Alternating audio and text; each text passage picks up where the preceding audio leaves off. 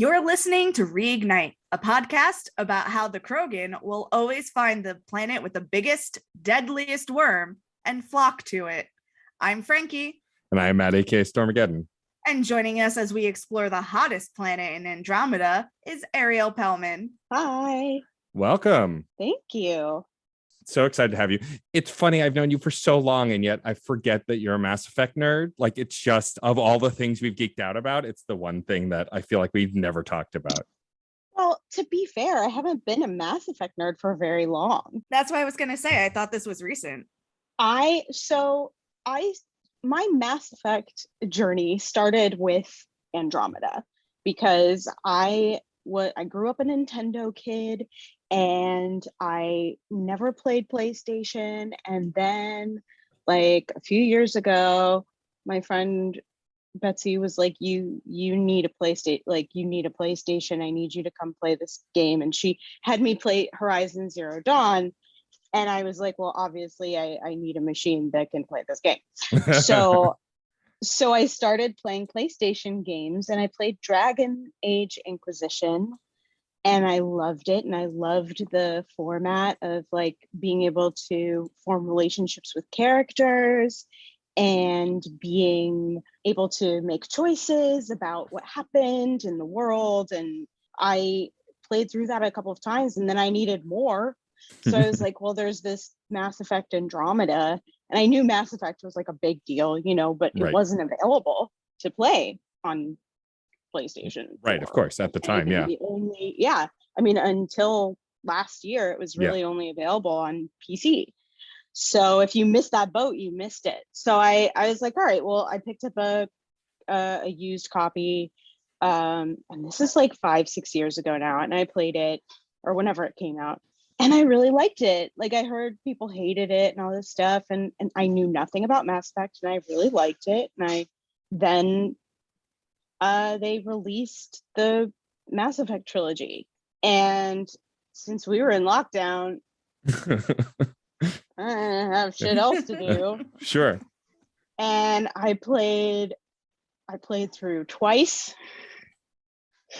And I was hooked.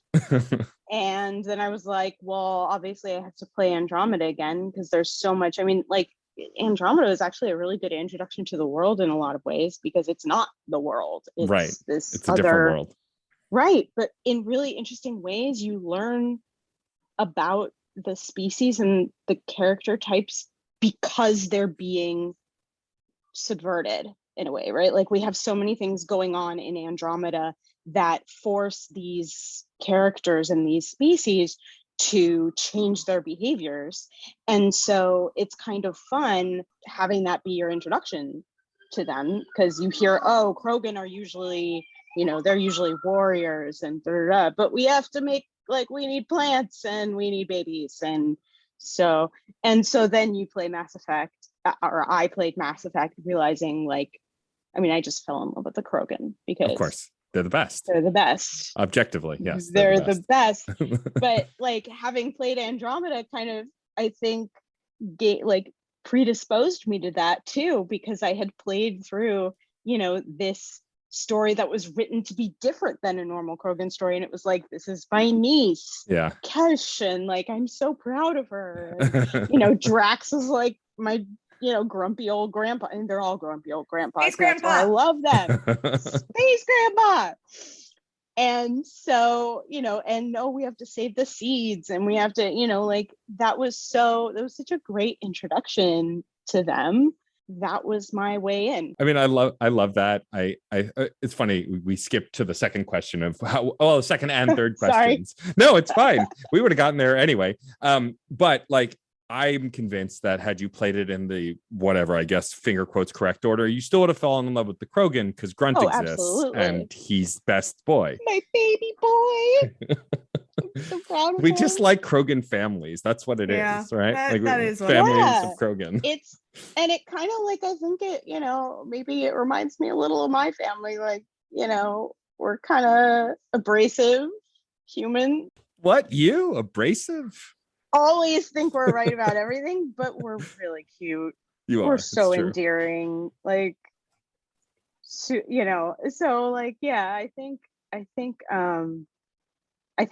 definitely would have, but it was fun, kind of like doing it backwards. Yeah, that's really interesting. I wanted to have someone on the show who kind of went the other way around. I feel like it's an important perspective to have, especially since there was a lot of hate for Andromeda, and as someone who has never played Andromeda before. Yeah. I am curious, though. I would love, or less curious, more. I would like for you to tell the folks, since helped you skip ahead, tell the folks a little bit who are listening a little bit about who you are and what you do. Just give your spiel, your pitch. My pitch. Well, I am an artist and designer. I am a costume designer. I worked in the theater for most of my career, and then after the 2016 election, my priorities changed, and I went to work full-time for an abortion rights organization called Abortion Access Front, which is awesome. Yes, it is. If you go to aafront.org, you can find out more about them. While I no longer work with them full-time, I still work with them constantly. It's a group of comedians, artists, and activists who do advocacy work, direct action, and they work with clinics, independent clinics individually. So I've been all over the country, not as much as some of my colleagues have, but to clinics and seeing like what the situation is like on the ground, as it were. And it had a huge impact on me. So now I'm back in my design capacity. I'm doing this and that theater design. I'm designing clothes, I'm designing jewelry, I'm throwing things at the wall and seeing what sticks, but it's all very sparkly and very pretty. So yeah, that's me. Awesome. And full-time nerd. And full-time nerd. And yes. full-time nerd. Well, now that you're a Mass Effect fan, I expect to see many fun designs inspired by Mass Effect. Oh gosh. that would be a lot of fun, actually. I haven't even, the design in, one thing that really interests me is game design, specifically like the spaces and the clothes. Yeah. It's amazing now how incredibly detailed and accurate they can be now about depicting clothing and fabric and how it moves and what it looks like. And one thing I'm really enjoying is seeing, and that's one thing I think is really great about Andromeda, actually, is seeing them move away from some of the, I want to say, like goofier kind of looking costumes on characters into things that feel tangible, things that feel real. Like my Sarah Ryder, like I have her wearing a leather jacket, and it looks like leather and it looks cool, and it's not, not that a stretchy space jumpsuit isn't cool, but I mean, that exists because it's the easiest thing to render, right? Like just put it's called a skin for a reason. And so now they don't have to do that. You can wear stuff and it feels more tangible. It feels more like something that you could believe. And that's exciting. You could wear a leather jacket, or you could be a complete bozo like I was the first half of the season and run around in like a workout gear and do diplomatic missions in your workout outfit with the headphones on. God, I looked like such a goddamn tool. It was awful. As far as the Angara knew, it was official ceremonial regalia. Yeah, they had no idea. This is every Pathfinder dress. Yeah, exactly. I don't know Obviously. what you're talking about. This is my formal uniform. Yeah. Amazing. All right. Well, I'm sure we'll get into more details about the things you love about Andromeda as we go through this mission. But Frankie, why don't we jump in and why don't you hit us with the summary? Yeah. So next up in the line of planets that try to kill us is Elaaden, home to the Krogan colony. Leave it to the Krogan to thrive on a planet that is largely considered unlivable. Elaaden has it all: endless deserts, a water hoarder, scavengers ready to rob us blind, and Krogan blood feuds. Will there be an initiative outpost on Elaaden, or will Ryder give this planet up for lost? Yeah, I'm kind of tired of this pattern of everyone trying to kill us. everywhere. It's just a little exhausting at this point. And then also, like, it didn't take me very long when driving around on this planet to realize what you meant by don't fight the worm, avoid the worm. Why Krogan love killer worms, I just don't understand, but we'll get to that. It's totally not a thresher maw. It's like No. some other kind of worm that just looks like a thresher maw. That they can't even fight, so that must frustrate them. Yeah. It's their new Calros. It's exactly. It's the new Calros. We'll get into that in a minute. We do have just one check-in this time, although it's barely a check-in. It's barely check-in, but I do have a movie night update. I did give the popcorn and other stuff to Vetra, and now Jal needs something for movie night. It's like, come on. Everyone fucking needs something. It's whatever. And so he essentially offers this world's version of 4D movies. He's like, the Ungaran can feel the movies they watch. So if you get this stuff, we'll be able to do that for the non-Ungarans. I'm like, fine. Like, I'm gonna watch this movie night at like the end, like after we've saved the world. It's not gonna happen until the end of the game, because it just feels like every time I think, oh right, we're ready to watch a movie, it's another thing that someone needs so we can watch the movie. Anyway, honestly, I think you're almost there. Okay. Like, everyone has something that they want to contribute. That makes sense. It makes it more communal. Yeah. So once you get through everybody on the squad. Yeah. But I don't remember, was there anything else beyond the movie night stuff with y'all? Really, that was it. Yeah, that's what I thought. Well, because we didn't advance the story, so everybody is just like, when are you going to go do my loyalty mission? Yeah, every time I talk to Liam, he's like, hey, when are you going to help me out? I'm like, I don't know, bonehead. Why don't you stop getting other people in trouble? Liam is the worst. He's just a pain in the ass. I leave him home. He doesn't go out with me. Cannot be trusted. I can't. Dude, you're a whiny bitch, and I cannot deal with you. Do you have a favorite squad mate? I mean, Drac. But like, Drac and Vetra together. Yeah, I love my girl Vetra. She's like super practical. She has her priorities straight.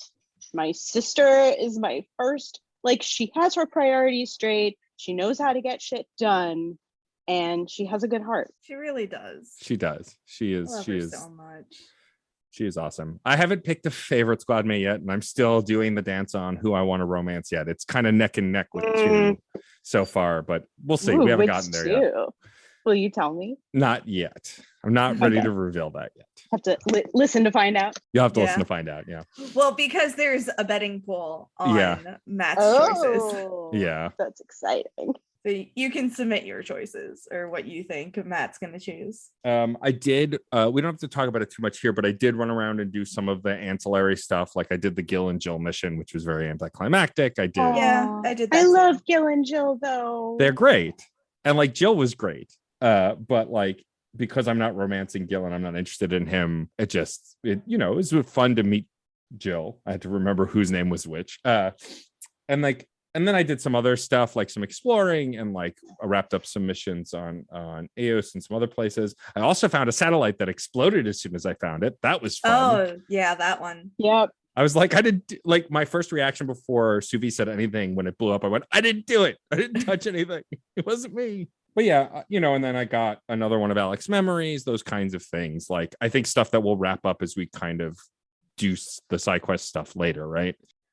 Which I love being able to hear like Clancy Jones every time I go into that's Clancy Brown. Sorry, Clancy Brown. Yeah. One of my favorite things about the Alec stuff is just like, oh, I get to go hear his velvety voice again. Like Alec sucks, but Clancy Brown rules. This is a Alec Ryder conflicted account. Yeah. We don't know how we feel about him. Yeah, I mean, under Director Tan hate that's account. That's fair. Yeah, well, Director Tan's easy to hate. That's what he's there for. And it's Camille Nanjiani, who's like excellent at making us hate him. Yes, too. 100%. It's like, I understand what they were going for immediately. Yeah. Oh, you're an irritating bastard. Okay, got it. Do we want to talk about firefighters before? Oh, we can, yes. We've been doing that the mission where we're trying to stop the anti-AI folks. and it comes to a head the night on right? the night on this on I almost said the Citadel, not the Citadel, on The Nexus. the Nexus.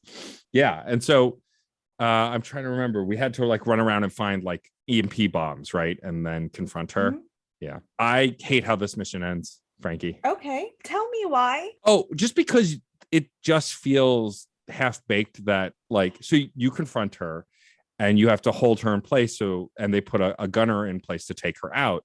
And I appreciate that they want to subdue her, but like the fact that they just snipe her and kill her and the mission ends like felt very crappy to me. Unless there's another alternative that I missed. Yeah, there is. Yeah, that's why I was confused why you were so upset with how this worked out.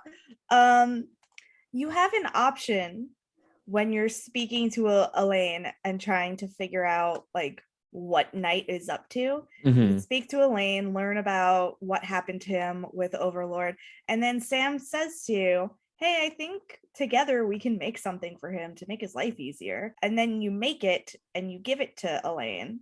And Elaine gives you the tip on what his mother is doing. And when you confront her, you tell her like, hey, Elaine's actually doing really good right now because Sam and I worked together and we helped him.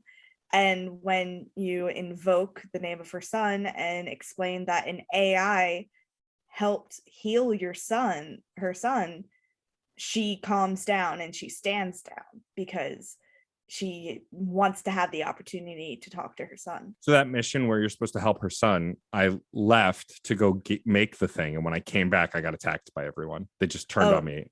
And you so, probably scanned something that you weren't supposed to. So when I played this the first time, my outcome was the same as yours, Matt. And I remembered being like, that was a lot for nothing. Like that was messed up. So when I played the second time this past winter, I looked it up because I wanted to, I want to see how this mission ends when you don't screw it up. And I managed to like not piss anyone off when you're in their head. It's on Kadara, right? Their headquarters. Yeah. So I figured out how to like get the info without tipping anyone off and all of that. And it's very complex, but I agree that if you don't do it right, it ends up feeling very anticlimactic and also sort of pointless. Yeah. Like it feels like a pointless death. Yeah. Yeah. Because typically in Mass Effect games, like they'll give you like an option to like, even with the enemies or people you hate, like you can kind of save them from like a gruesome death like that. And there's just no option. And this, I think, just goes back to like some of the other missions we've talked about, Frankie, where some of them feel kind of half baked and like you have A or B. And while like you shouldn't be able to save everybody, it just feels like the game makes some decisions for you if you miss certain decision points and things just play out. It doesn't make it clear a lot of the time how consequential a certain decision is. And that's by design. I get that. But sometimes, if you then missed out on it, it feels kind of like a bummer. Yeah. I actually didn't know that that's how that mission ends if you don't help Elaine, because I always help Elaine. Yeah. It feels like the right thing to do for me. So that's what I do. And, Sam tells you up front, like, hey, if you scan, they're going to know. Yeah. They're going to know what's up. So I listen to my AI. But that being said, I agree with you that on the one hand, it's good that there are consequences for not doing a certain thing. Right. But on the other hand, narratively, you were left feeling kind of bereft. Yeah. Because you got painted into a corner and there wasn't another way out. There needs to be this kind of like tier of things that could happen. And Knight dying, I think, is the worst possible thing. And you need something kind of in the middle. Yeah. I think also for me, it's like, so I'm playing this for the first time. And like with the original trilogy, it's like, we're going to make decisions as if we're us, but like we know those games backwards and forwards. So there's going to be some level of metagaming just because it's hard to turn that off. Here, like I'm not looking at guides. I'm not looking up anything because like I'm following the actions and instincts that the game provides me. Because also past Mass Effect games, the narrative will lead you in a way that usually, even if you're heading towards a gruesome decision, like there are flag posts. Yes. But in Andromeda, it just feels like there's less of them, which like, again, is not necessarily bad, right? It's just different. And so once I scanned one last thing and they all turned on my own, well, shit, And like then I couldn't do anything about it. And the game auto saves so frequently that I couldn't really I didn't remember the last time I had done a manual save. So it was just what it was. But yeah, it's just kind of a gruesome anticlimactic, like what's his name? The security chief on the Nexus. I can't remember his name. The Torian. Kandros says we have a sniper on her, confront her, you can talk to her, and like you just have the conversation, and when it ends, she gets shot. And that's it. And then she's dead and you walk away. I do have a question. When you don't help Elaine, do you lose hydroponics or part of hydroponics? I don't think I did. Not that I can tell. Because you have to disarm the bombs and I just disarmed them all. When I arrived, I got word that she already attacked hydroponics and we lost part of it. There are then other bombs that you have to go find. So I'm curious. I'll have to if not check. Helping Elaine preserves hydroponics. I think it does. Yeah, I think so too, because Ryder's response is there was something I had to do. And I think that's referring to Helping Elaine. I mean, that would make sense, the kind of a give and take, which knowing that makes me feel a little better, because at least at like the extreme ends kind of, that kind of thing, those complicated decisions that are familiar in Mass Effect. But at the same time, they could give you a choice. Like they could make it clear to you that you're choosing between this person and, vital life support resources. And then that's a different kind of choice. Yeah, totally. Anyway, so that's that mission. That explains so much for me, because when you said that to me and I repeated it to John later, John was like, how could it have gone wrong? Yeah, well, that's how. If you scan look, you told me to scan everything. I was just following advice. It's your fault.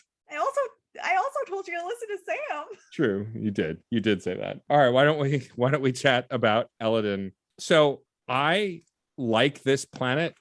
It felt overwhelming at first.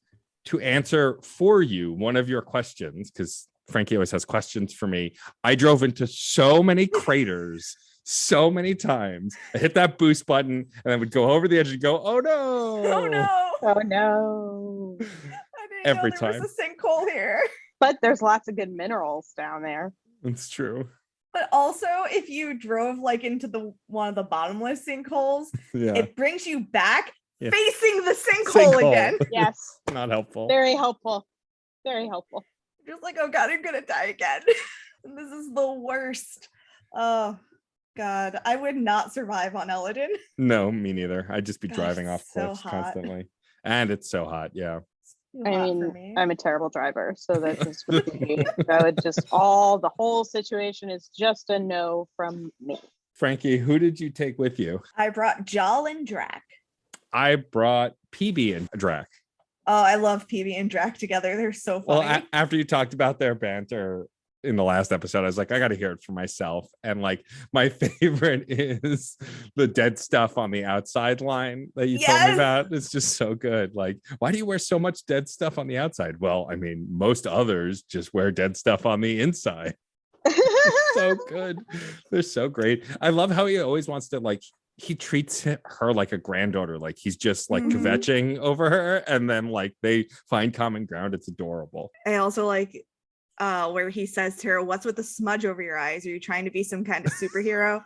What's with the dead stuff? Are you trying to be some kind of supervillain? Yes. Cool. Yeah. And she acts like she hates it, but she loves it. She does. It's so adorable. She loves it. PP reminds me of myself in her fondness for grumpy old men, and I appreciate that. Just like ribbing from grumpy old men. I think Drac is just the king of banter, because Jal and Drac also had really good banter and conversations. Like, some of it was really serious because that's the way Jal is, but also some of it was just much lighter. Vetra's great too. Like, if you put her, like, sometimes I like taking her and Liam along together just because she's so mean to him. She is. He's such an idiot. She's like, I have no time for you. One funny thing about Liam, though, is that he will try to tell everyone about a scarred up Turian merc that he worked with once. Yep. And no one wants to listen. And nobody wants to hear about it. He can't tell anyone about the time that he worked with Archangel. I just got the and on Elaaden, if you go to the paradise, you can buy the Archangel Yes. rover skin. I picked that up, and I picked up some other Nomad mods. I'm currently using the Tali rover skin because I like that pattern. It's a good one. I like the Migrant Spirit one. So which mission do you want to start with, Frankie? Let's start with the main one, the reason we're here. So we're informed that apparently the head of the tribe, Morda. The colony. Oh, the colony, right? Not the tribe, the whole colony is supposedly driving the colony into the ground, wants to go to war, hates the Nexus, and is going to ruin everything for everyone else. We meet with a friend of Drac as soon as we get there, who's kind of giving us this information and letting us know he's got a man on the inside and we should try and find out what's going on. Something that I love about this is that this story is basically a man afraid of a powerful woman, right? Yes. Yeah. How about that? I never thought about that way. Like it's just misogyny getting its ass handed to it.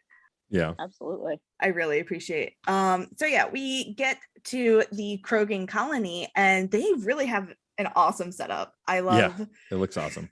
I love the way it looks, but I also hate the way that it's set up. I got lost so many times. Oh God, it's a nightmare. Ryder describes it as rustic, I believe. Yeah, y'all need signs. Yes, exactly. It's like, wow, you've got everything except for signs or a map or labels. So I do like hitting up all of the terminals and seeing like the Krogan. Oh my God, yes. Daddy Kroglet play dates. And the what was the one that I was just reading was they have a Nakmor Morta dance. Amazing. And they're like, there's an announcement about the Nakmor Morta dance, and because they have male and female Krogans, and remember in the Milky Way galaxy, they've had to sequester all the females from the males. Oh, that's right. I remember reading this. So yeah, they're all together here. So they go, okay, so they don't know how to interact anymore. Yes, they have all of these like emails or whatever you call them in the terminal about like addressing the males, how to interact with the females, and telling the females like, we know that you're not trained to be honest, but just be honest, and males grow a quad. I love that. Amazing. It's amazing. They have them in a Nakmor Morta dance, so they're like, we're doing an old Earth tradition, and so the females are gonna invite the males, and it's then the Sadie Hawkins dance. Yes, and then the next message is about like remember the victims of the Nakmor Morta. Amazing. It went down. I love it. That's amazing. I wish I could have gone to the Nakmor Morta dance.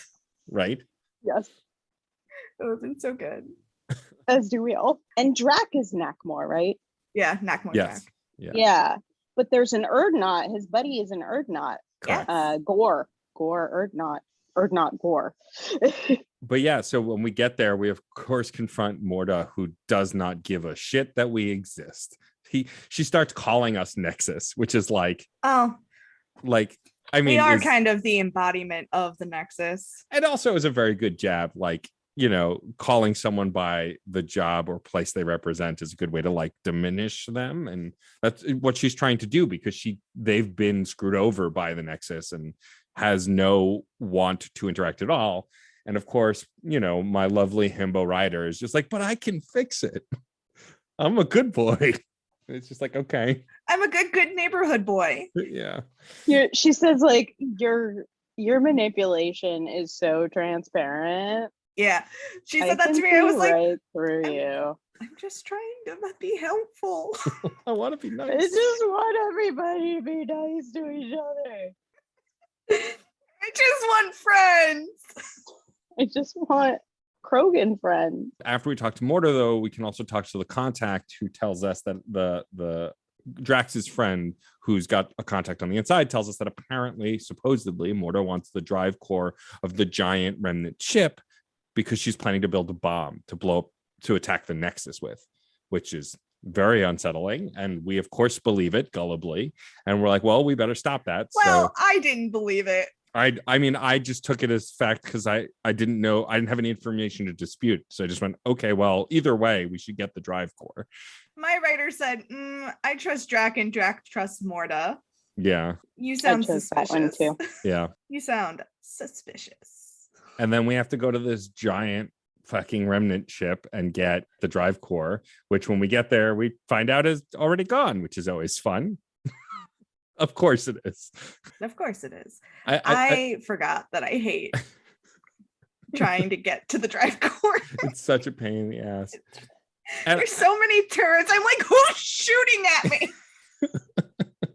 A little infuriating. Like, it's very, like, it feels like you're playing like N64 GoldenEye in a way. Like, I can't see around me. yeah, but so we of course get there, drive core's gone, and then we have to follow the signature. We get to one site and it's not there. We get to another site and it's not there either. And it's just like a wild goose chase at this point. I think at some point also when exploring the towers on this planet, Ryder just goes, why can't it just be easy? Why can't I just push a button and be done? I have to go here. I gotta almost die. Ryder is very funny and on point during all of Elaaden. Yeah, it's very good. Ryder at one point says, like, I think I'm just unlucky. Yes. Is that it? You guys can tell me. Right. It's very good. I didn't even want this job. And both Drac and Jal are like, you should talk to Lexi about that. Yeah, that's what Drac and who did I bring? PB say as well. Yeah, they both also say the same thing because they're also big fans of giving Ryder shit. So Yeah. Well, so is Jal. I mean, everyone should be a fan Yeah. of giving They Ryder all shit. are. They're a clown car crew of 6 who can't fucking behave. it's true. It's perfect. It's beautiful. Commander Shepard had the like most talented top in their field soldiers in the galaxy. Ryder has like whatever was at the Yup. bottom of the barrel. Yeah. Well, I mean, it's everyone who was like sleep for 600 years and then go to another fucking galaxy. I mean, shit doesn't look so good here. Yeah, I'm in. Cool. Yeah. So it's like all the people who made Yeah. that decision. Exactly. And a lot of them are going to be really interesting people, which is what's kind of fun about the game. It's like these are not the best and the brightest. It's like weirdos who actually decided this was a good True, idea. yeah. Because this was not a good idea. I'm sorry, but like leaving this galaxy with no idea what's out there in the middle of a massive galactic war. In their defense, they did not know that a galactic war was happening. They launched before the war started. But this takes place between 2 and 3. It takes place parallel to 2. They launch like during 2. So they know, I mean, No, the Reapers aren't confirmed until the end of 2. Yeah, because they think Sovereign's a one and done at the end. Nobody of in the War. galaxy like believes that Reapers are real until no, but I think that the unnamed benefactor. Yeah, the benefactor. knew. Yeah, for sure. probably knows. I mean, they definitely know because we know that the real reason. Matt doesn't know everything. But it's Mass Effect. Yeah. I mean, yes, Yeah, I don't disagree that someone pulling the strings definitely knew what was up, even if Himbo Rider had no fucking clue. Yeah. I don't know. I think that probably. I'm just saying that the greater community, the colonists, they did not know. Was not convinced. Yeah, they had right? no clue. Sure. The general consensus was that was all over. Yeah. Right? As far sure. as they knew, it was a one and done. Boy, were they wrong. Well, my point still stands. This was a dumb fucking idea. Yes. You're not wrong. I give you that. You're definitely not wrong. I mean, I'd have gone. You are, or dumb, or both. And dumb. Could be both. So after finally finding the drive core, we also find out that it is not actually Morda or any of Morda's team who took the drive core. It was the initial jackass who sent us on a wild goose chase. Jorgel Strux. Jorgel Strux. Fuck that guy. And so now we have to go back to the colony and confront Morta. And like this is one of my favorite scenes in the game because I love when the Krogan just get to be Krogan, and like Jorgel tries to be big and bad and then just gets a headbutt to the face. And I just love it. Morta beats his ass. Yeah. It's amazing. Like, it is hand-to-hand combat. She does not bring out a gun. She doesn't bring out any weapons. It is just her and her fists, and she beats him into the ground. And I am in love with Morta. Please let me romance her. Exactly. I want to take Morta on a date. That's fabulous. We can go kill fiends together for fun. We can hunt the worm. No, that's for the honeymoon. That's for the honeymoon, exactly. Yeah. Yes. But the scene plays out, and then of course Morta still wants to drive core because it would help them advance the colony so they could survive. And you go, yes, but we need a compromise. We need something. And she agrees. If you give her the drive core, she will let you put an outpost here and work with the Nexus again. She will learn to trust the Nexus again. However, you do have the option of also keeping the drive core and telling the Krogan to fuck off. Though if you did that, I don't want to be your friend. Really not a good idea. It's not a good idea. And Morta outlines for you exactly why it's not a good idea. She tells you. Yeah, she breaks it down. If you keep it, you will turn us into a sovereign nation. We will have absolutely nothing to do with the Nexus. You will not be able to control us. You will not be able to work with us. We will consider you enemies on sight. And that is not a life I want to live. No. Although a life without Krogan? No. Although Sam does point out like the Krogan's history and how when given unlimited resources, they grew to an unmanageable size. But I'm like, yeah, but you're a computer. What do you know?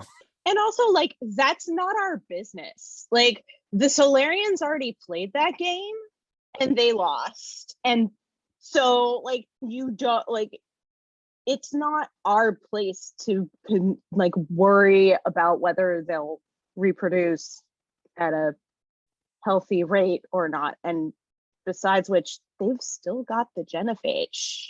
So.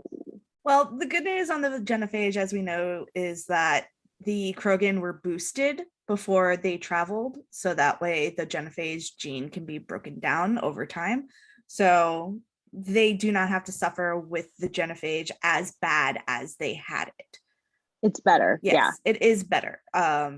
So hopefully they'll be able to start having kids at a more manageable rate, and there will not be any stillborn deaths.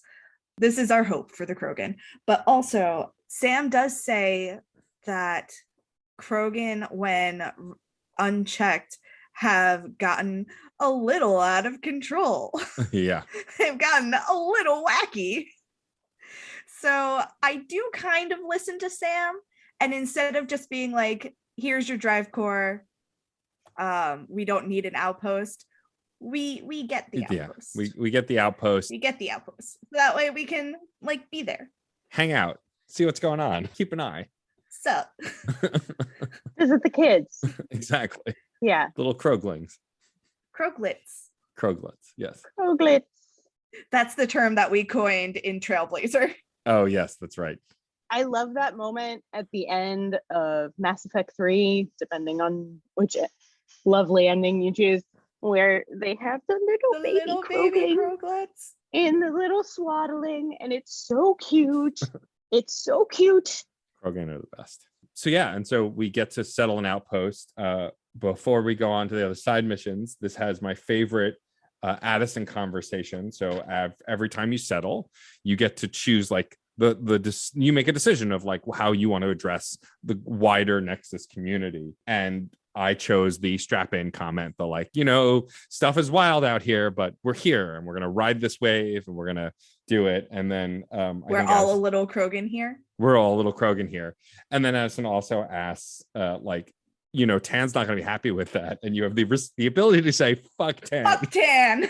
Which I did.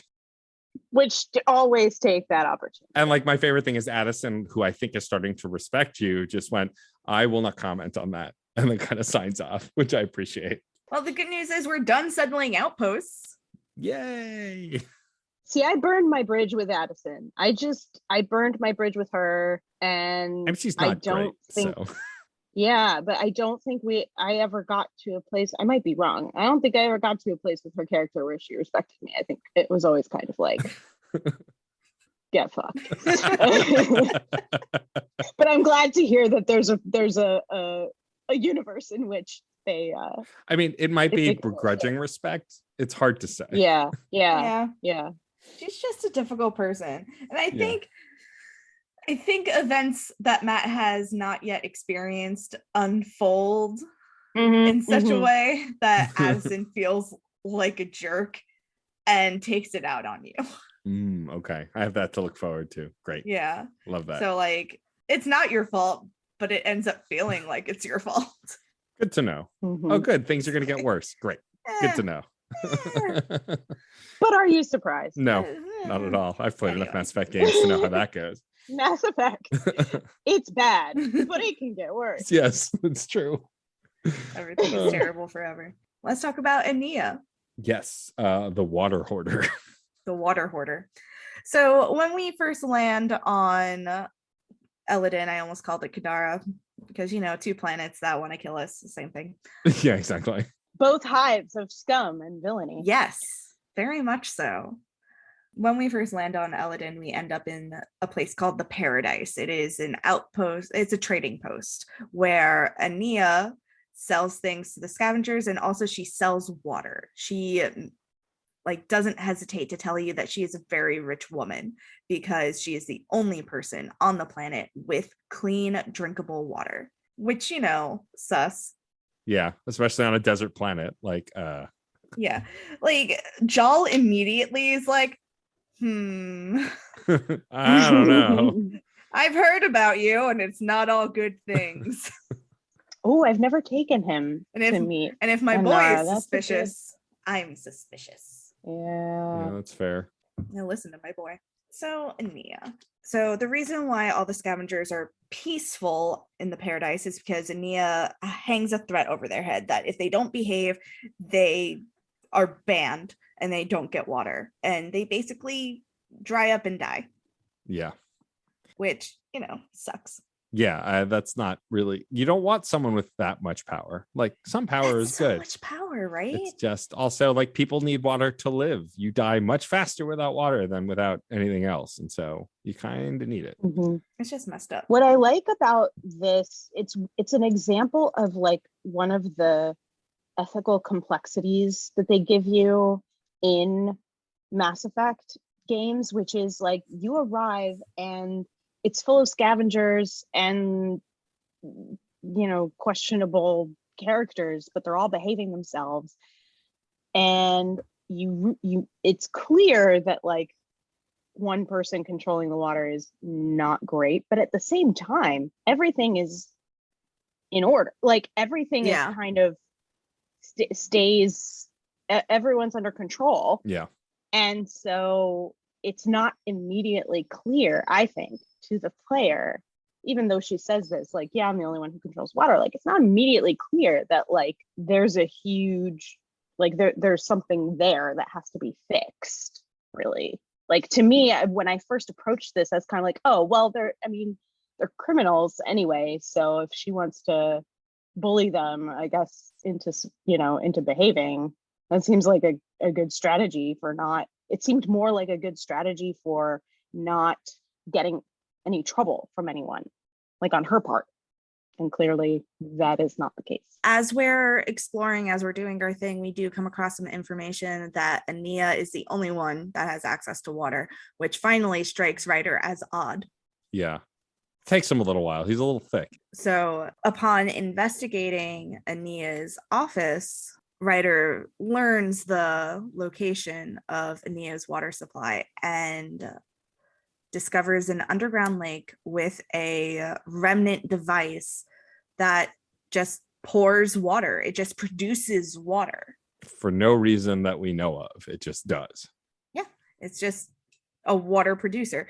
And you know, Ryder has this moment of thinking about what the remnant builders had in mind, what they planned for this planet, when Ania shows up and tells her side of the story, which is that her brother tried to be friendly to the initiative newcomers. He tried offering them water freely from the tanks so that everybody could be taken care of, and he got murdered. And Ania turned around and said, you know what, fine, if that's the way it's going to be, then you can pay me whatever I say for my water. I mean, it's a really good colonizer story, right? Like that's the shit that really happens when a group comes in and colonizes a new place. And first you say they come in and no one's indigenous to the planet, because the planet didn't, I don't think, have life before the Angara went there.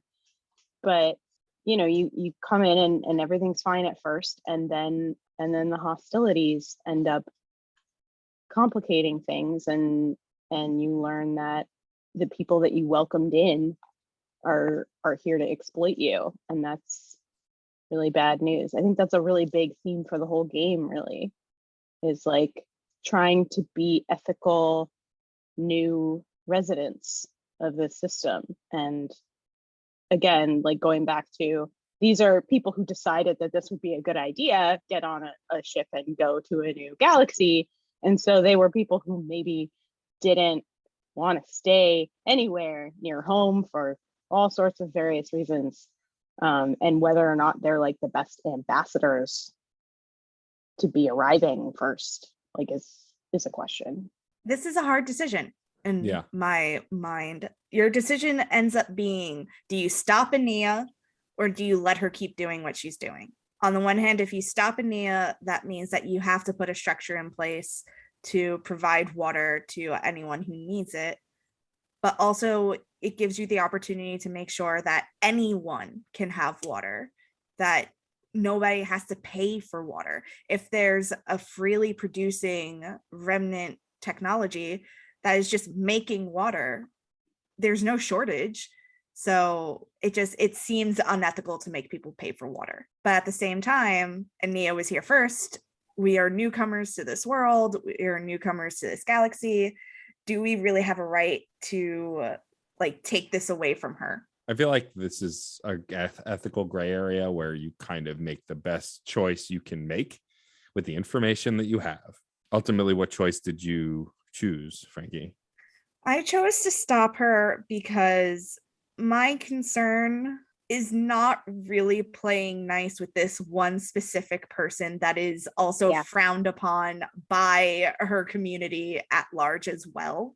She's not my concern. My concern is making sure that my people are taken care of and they have access to the resources that they need to thrive. And as shitty as that sounds, that's the truth when it comes down to it. And it's not like I'm walking into a well-established civilization and saying, I am taking your water reserves away. No, this is one person who took it upon herself to turn this into an enterprise. So yeah, it's someone stepping in and charging for something that was already free and making it exclusive. So yeah, no, I made the same choice as well. It just makes sense, because also now with the new Leaf befriended Krogan, like we want them to have water too. Like we want to help provide for them as well, the Krogan en masse, as well as the scavenger, like for everyone, not just the everyone that one person decides. This is also another moment in which I hope against hope that we get more Andromeda story, because Ania gets away and she does make it a point to say that she will hound us. And then you never hear from her again. Not for the rest of the game. Yeah. Well, hopefully Mass Effect 5 will have something to do with both games, but who knows? Too soon to tell. Apparently it is. I'd really like them to dovetail together. Yeah. There are clues, from what I've seen, there are clues that people have picked apart in the preview that are like, look, these things point to Mass Effect Andromeda being part of it. One of them was that there's like a structure in the background of one of the shots. Yeah, it's one of those things where until I hear it from the head of development at BioWare talking about that game specifically, I think they did, but I might be making. I mean, that they've been very coy with the next Mass Effect. They've given us posters and stuff, and so we'll see. I'm staying cautiously optimistic, which is the best I can do. Well, after this mission, or not after this mission, but the next mission we're going to talk about is one of the first missions we get when we arrive. Lexi chimes in to let us know that all the scavengers are acting kind of funny.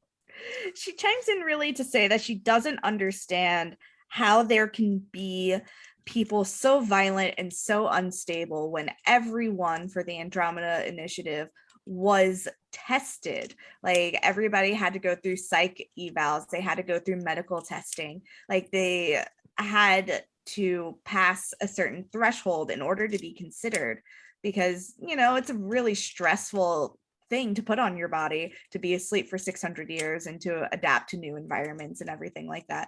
So her question is, like, how is it possible that people who had been tested so thoroughly slipped through, which I find odd because we've already met Sloan, right? Right. Yeah, true.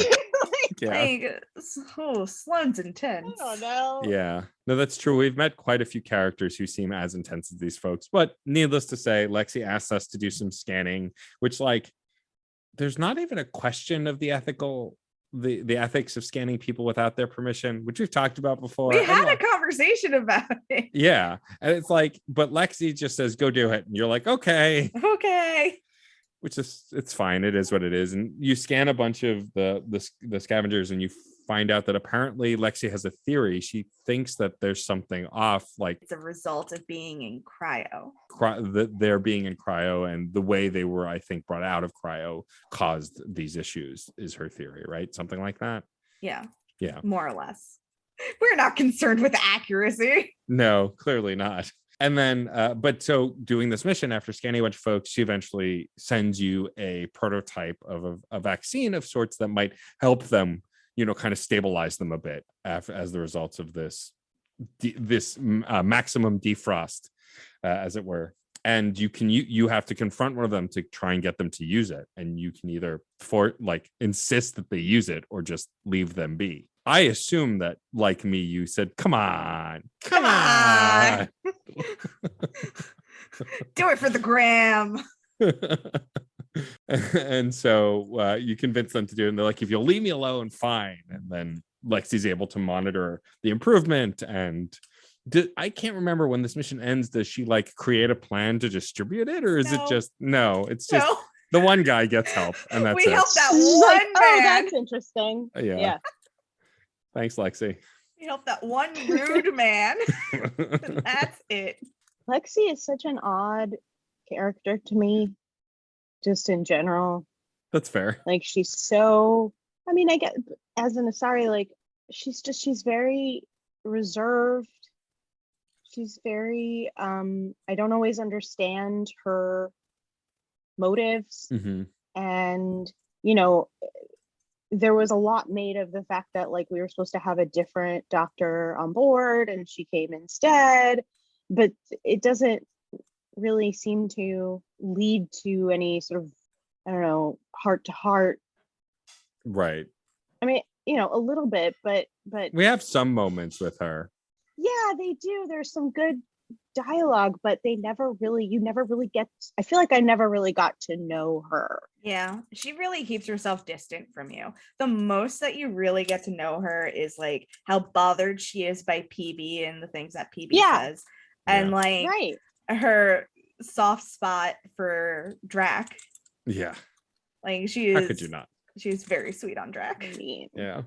So that mission was a little odd, but is what it is. The other major mission we wanted to talk about is when we first get there, we speak to... Yeah, this isn't a major mission. I just put it down because there was a decision attached to it. Well, right. What I mean by major mission is missions with decisions and choices you can make. Some of the missions are just kind of go fetch, go get, go do, and those don't really have much to discuss. But the Isabel Halsey mission, so you encounter Isabel's brother, who works for the Nexus. His sister had fled here because she was just trying to make a new life, and they were part of the riots, I believe, or she was part of the riots, and he can't go find her, and so he asks if you'll do it. And of course, Ryder, being the helpful person that they are, says, sure, I'll go find her. What's the worst that could happen? What's the worst that can happen? What's worse that can happen is that her guys can attack me and then she yells at me. Yeah, you kill all her guys, and then she's like, "Why'd you kill them all?" You're like, "They shot me first." Also, your brother wants to see you. Yeah, and she pushes back, insisting that she lives like a queen here. She can kind of make the rules, whereas back on Kadara, where they're from, she kind of like lived at the beck and call of the people around her. She didn't have much freedom. And so you can either insist that she goes back to her brother because he's really worried, or let her do what she wants. What'd you do? I insisted she go back to her brother. He cares about her and is worried about her. I said, fine, stay here. I don't give a shit. Same. He's Live better your off life. without you. I made her go back for better or worse. I mean, it's a conscientious decision. It is. Yeah. You know somebody, and but at the same time, I was just like, you know what? You're shit. I don't care. I'm out of here. That's fair. I guess I came to it from the place of like my himbo writer and his want for everyone to just be happy, man. Also, like, you grew up with a sibling. Ariel, I don't know if you did. I did not. My siblings are much, much older than I am. So I also did not grow up with a sibling. I have a younger brother, but we didn't get to know each other until like the pandemic. So I feel like because you and I like didn't grow up with a sibling, we never really had this sense of like sibling like devotion or what it is to want to protect live your sibling. life, man. Yeah. You don't want to see your brother. Oh, yeah. I understand that. I think that makes sense. But I also I have sibling devotion now to my brother, mostly because I love his spouse and kids. I mean, I love my brother too, but like when we were kids, we're 9 years apart. I barely had a brother in the early parts of my life. So I don't know, maybe because I'm an adult now who has a brother who I care about, who I do spend a lot of time with, maybe that colored it. But like if it's based on growing up with somebody, fuck that noise. He was never around and he hated me. I don't know. It's curious. I think that something interesting that we can do in the future is kind of more dissect the kinds of decision we made and why we did this throughout the trilogy. And we've done that, but like this insight is pretty good, Frankie, and not something I had thought of. Like, and those kinds of insights are always curious. Yeah. You're very observant, Frankie. Yeah. It's almost like I'm a rogue academic. Almost. And then like that's really it for missions I care to talk about, but I do want to like reserve some space for overall Elaaden feelings. I mean, like as far as the planets that we've been to so far, I felt like this one moved at a good clip. I felt like Kadara took a long time because there was just tons of tiny little things to do. Whereas here, there were like the big, broad sweeping stuff. And then there were a few smaller missions. But even though it was a big planet, it felt like manageable and accessible. I'm tired of driving in craters, though. If I never drive into another goddamn crater again, I'm starting to finally get the hang of the Nomad, but I still don't like it. You know what it is? I love this Nomad. I love the Nomad. I hate the two different modes. Like the good old Mako, which was a POS anyway, you could just drive up any cliff. It didn't matter. You didn't have to press a button, just any old cliff. Yeah. But overall, I mean, I liked Elaaden as a planet. I think that the planets that aren't necessarily tied to larger narrative and the ones that just kind of let you do a side mission, like this is tied to Drax's narrative a little bit, but like for the most part, it's just kind of a moment. It's a fun moment with the Krogan, because I like their stories and I like Krogan stories in general. And I think overall I enjoyed the planet, though I never did see the worm. I just got yelled at when I got too close to it and then never drove anywhere near it again. I just avoided it because I remembered the advice. Choice. The worm freaks me out. Oh, I did have one issue. I had a bug. Because these games still have bugs in them. So apparently, depending on where you go, sometimes you can get bugged and clip under the ground in parts of Elaaden, and then if you try to drive past a certain point, you just explode. Like the car just blows up. And so I had to save my game and reload it. That's an interesting bug. And I had to reload it, hoping that even though saving after having the bug, I hope it didn't save the bug. And it didn't. Once I reloaded, I was like the whole game. I turned it off and then reloaded it again. I was able to play like normal, but like it took me a few tries. I kept driving and I'm like, I just kept blowing up and I'm like, what the hell am I hitting? What's hurting me? Turned out, death by game glitch was what it was, but ended up figuring it out. You're definitely not referring to like something breaking down your car, right? No, my car Okay. exploded like fire, and explosions. Okay. Yeah, no, it was. Because that is something that can happen, is your car can break down. No, I know it. I kept clipping through the world and then blowing up. Did your car break down? No. Was it a Tesla? Take that, Tesla. Stay down. What are your thoughts on Elaaden, Frankie? There are so many puzzles, and I love puzzles, but there are so many. There are a lot. There was one particularly hard Sudoku puzzle that I couldn't process it looking at it on the screen. So I had to translate the symbols into numbers and turn it into an actual number puzzle. I've and never write thought it of out. that. That's a good idea. That's such a good idea. And I wrote it all out, and like I mapped out like what symbol could go in which place, and I like stared at it until I realized, okay, this can only go here, which means this can only go here. And I had to like just do it that way. Like I had to do it by hand. And it was just so many puzzles. Yeah, I buy those stupid little things to bypass Not the puzzles. all of the puzzles would let you do that though. Oh, okay. So maybe I just some of them they just don't let you. You use just those. skip them. I just skip those puzzles, I guess. See, I love those. That's like my favorite part. See, I love puzzles. There were just a lot. And I feel like there was not a good enough balance between puzzle and combat this time around. Also, there was in the vault, the like surprise Remtech thing that you could get. It was not very good for all the running and stress that I went through in order to pick it up. Yeah, there was nothing good in there. It's also one of the easiest ones to get too, because it's literally in your direct path under the platform that you entered in or whatever, which seemed odd to me because the others are all more hidden around alcoves because I haven't gotten them all. But that one is just like, oh, well, this wasn't that hard. I love how your party members always yell at you, don't forget to look for the Remtech. Yes, PB, I know. Shut up. I miss so much of that because I just want because you're just running for your life. Yes.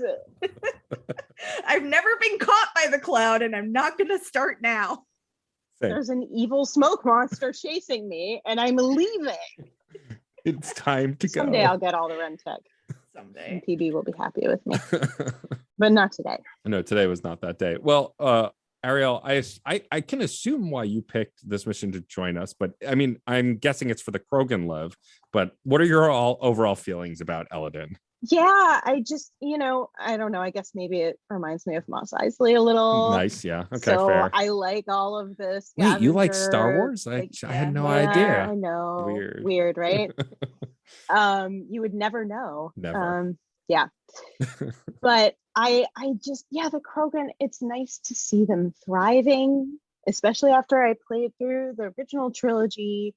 Like, I mean, even in this game, though, I mean, they do a really good job of introducing you, because that's one thing that I will say that probably neither of you could gauge quite, is like they do a really good job of introducing someone new to Mass Effect to the world of Mass Effect, even though we're not in the world of Mass Effect technically. I really feel that anyone who starts with Andromeda loves Mass Effect like all that much more. They must. I don't know. I love this game. And so by the time you get to Elaaden, you're invested. Like, you've heard all these stories from Kesh, from Drac, and from the other characters about what life was like for the Krogan in our galaxy. And it's so nice to see them making something for themselves. Tuchanka is such a depressing place when you go there in Mass Effect. It's like you can't even go outside. There's nothing there. And it's just like New Tuchanka is amazing. But New Tuchanka, like, they've built this whole thing for themselves. And it's just, it's so cool. And, I also I really like the mission about Dr. Okir's research. Because Dr. Okir, of course, is someone that we know from the original Mass Effect trilogy, who made our baby boy, made our grunt, and he's a mad scientist, and Emphasis on the mad part. Yeah, and like I'm kind of going, they're going, oh, we have this. I was Dr. O'Keefe's assistant, or at least I knew his assistant, and I was supposed to do this research and cure the genophage. And I'm kind of thinking, like, I don't know if that's gonna work, buddy. Like, but of course, the first time that you played, though, I didn't know that. Yeah. But playing the second time, it was just like, oh, that's what you were talking about. That guy. Okay. Well, good luck with that. I mean, I'm sure that there's something in his research that could cure the genophage, maybe, or help. But in the Mass Effect trilogy, it's actually the Solarian research, right? That does it. So I thought that was interesting that they decided to bring Dr. O'Keefe's research into the story, not the research that actually ends up. But I guess we don't know about it yet. Right. That's true. Yeah, that's true. But the other part of this mission that I really love is like the mini rite of passage. Oh yes. Oh yeah. That's a good mission. Yeah. I just love that. And then at the end they're like bonding with each other, and you're bonding, and they bond with you. Yeah. You're Krant. Like that's like the thing in the original trilogy that really like solidified my love of the Krogan was the Krant mission, because like you get to show up for someone and then they really like your family forever. Yeah. And so, but in this one, you get like a little mini version of that too, where you're like, these two characters are fighting with each other. And then by the end of it, like they're bonded and their relationship is better for it. Yeah. And sometimes like, I just appreciate that. Like sometimes you just got to hit something together. It's true. It's true. And I respect that. Yeah. Totally. That's what friendship is all about. So that's yeah. So something that I'm really curious about is, since you played Andromeda first, then the original trilogy, and went back to Andromeda, are there any little Easter egg moments that like you really enjoyed that made you super happy? Oh my God, so many, and I probably will forget all of them now as I try to recall them. Like for example, when you're in Alex's room. Whenever you go in there and you can listen to the recordings from Liara, that was really nice. And we mentioned Dr. O'Keefe and his research. Also, you mentioned the Archangel one, Liam. But then I noticed Cora. Her last name is Harper, right? It is. So that's a thing. Yep. Yeah, we've talked about that. You have. And okay. We don't know. That's a theory. I mean, there's a theory. It's not confirmed anywhere that you can find. It's not confirmed anywhere that I've found that it's fact, but it is a running theory that yes, she's related to somehow to the Martin elusive Sheen. man. Yeah, the elusive man. To the elusive man.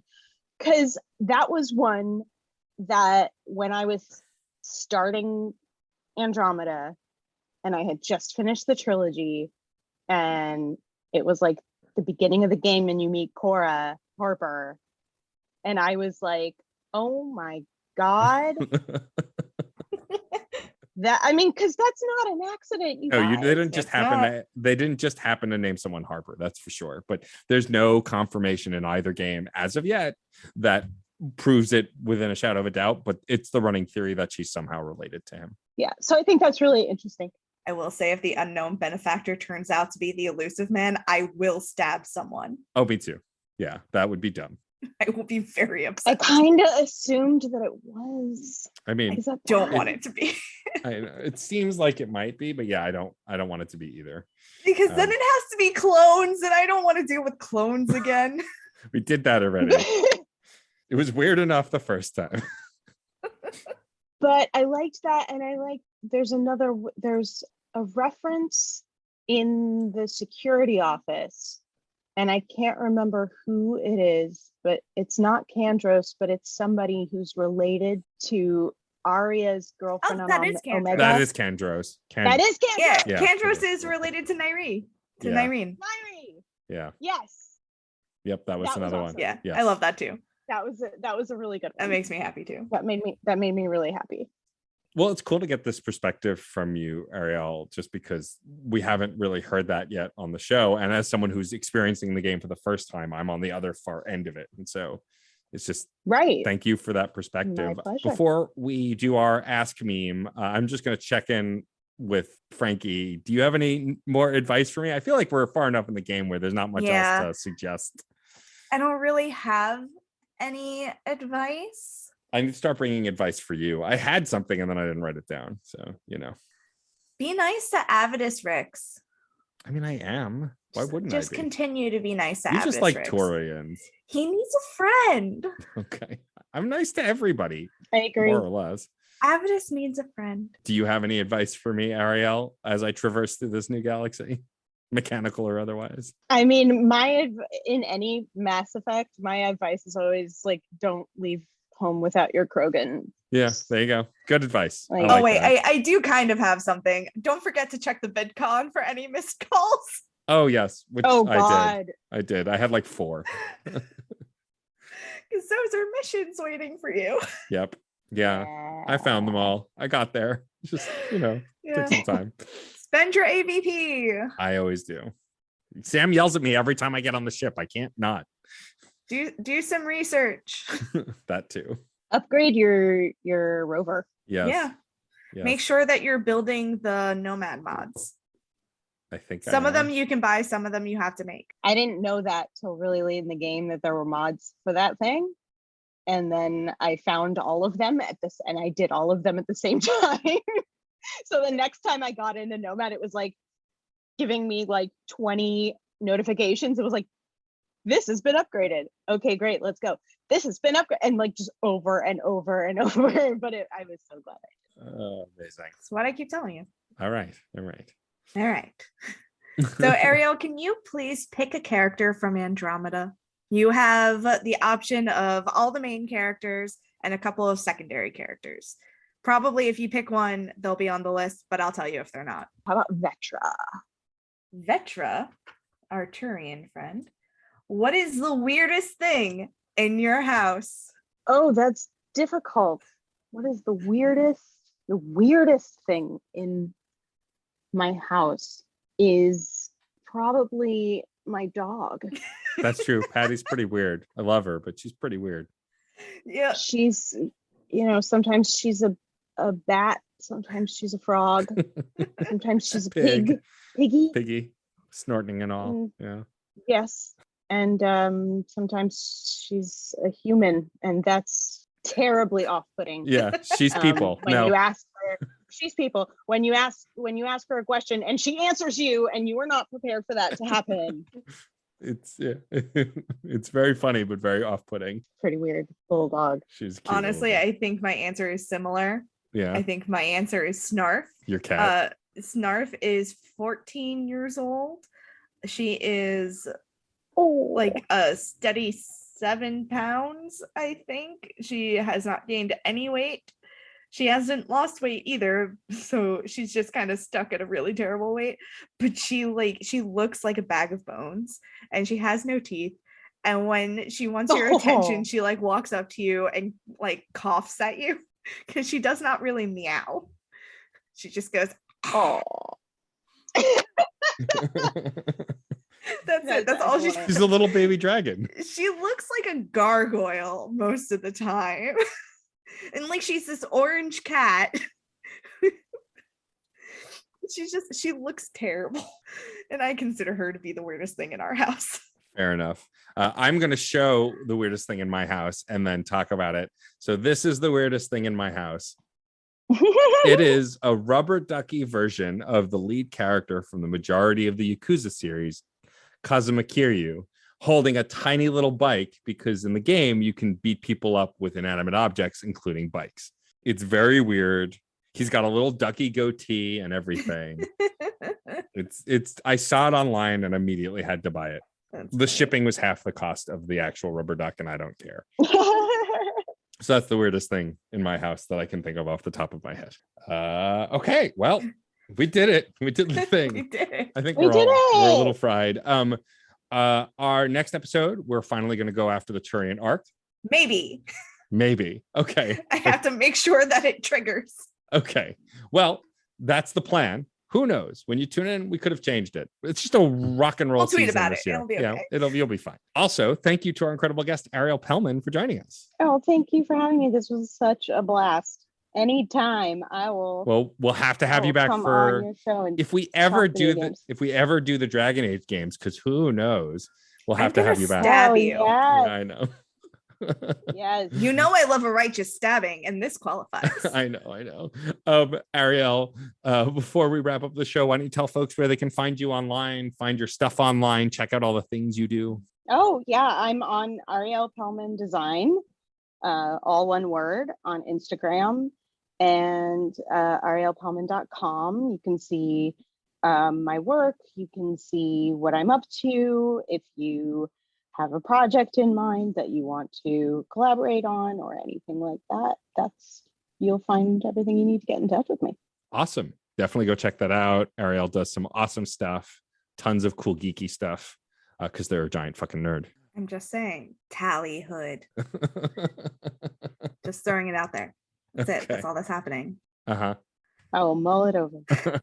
Anyway, if you like what you heard here, you can follow us on social media. We're at Reignite Pod on Twitter, Tumblr, and Instagram, facebook.com/reignitepod, or you can send us an email at reignitepod@gmail.com, which reminds me, we did receive an email. It was incredibly long, so we're not going to read it right now.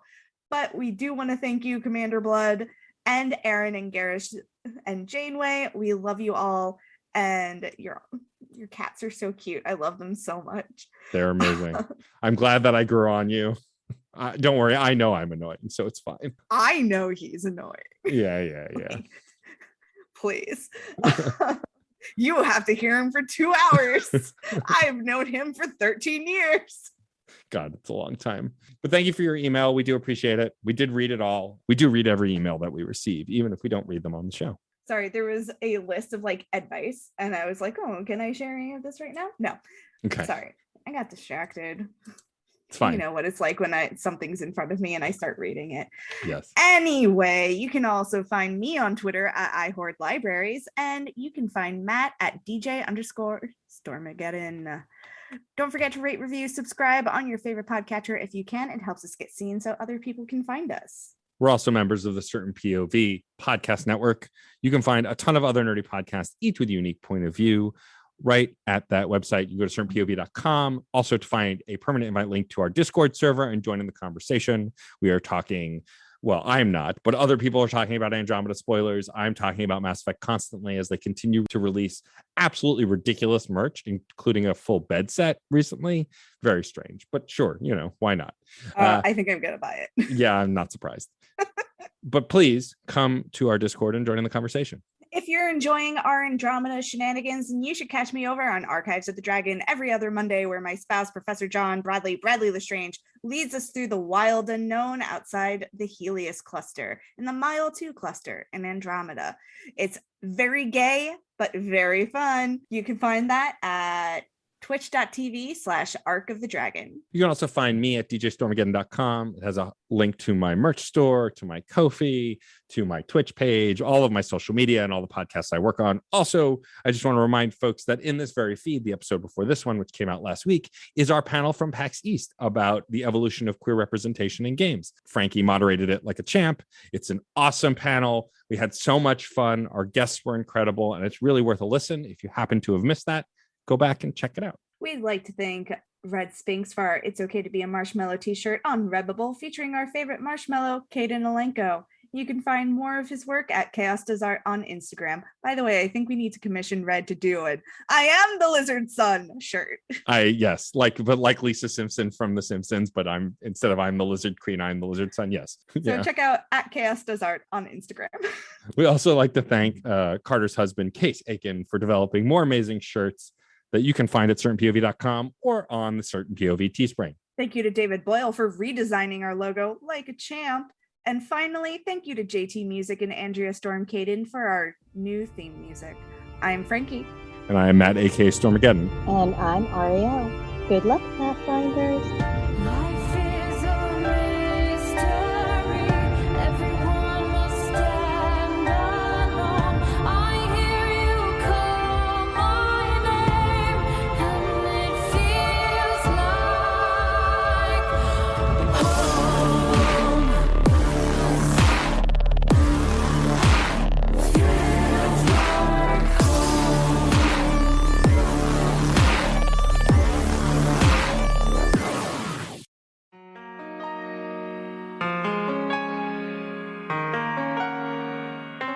Nostalgia is one of the strongest forces in the human psyche and is responsible for the continued existence of some of our favorite fandoms.